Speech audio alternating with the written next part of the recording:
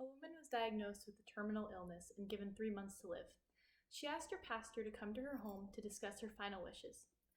She told him which songs she wanted sung at her funeral, and what scripture she wanted read, and which outfit she wanted to be buried in.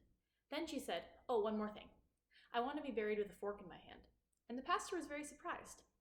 The woman explained, "In all my years of attending church socials and potluck dinners, I always remember that when the dishes of the main course were being cleared, someone would always say, 'Keep your fork.'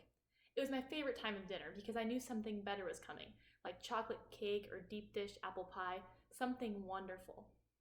So I want people to see me there in that casket with a fork in my hand and wonder, what's with the fork? Then I want you to tell them, 'Keep your fork, because the best is yet to come.'" The pastor was overjoyed as he bid the woman goodbye. He realized she had a better grasp of heaven than he did and knew something better was coming. At the funeral, when people asked him why she was holding a fork, the pastor told them of the conversation he had with the woman before she died. He said he could not stop thinking about the fork, and knew they probably wouldn't be able to stop thinking about it either. Keep your fork, because the best is yet to come. I've carried this fork and this same story on a piece of paper since I was in a 6th grade leadership class. This story of the fork has really inspired me on how to live my life. Even in the worst of circumstances, this woman was facing death. She still looked forward to the future.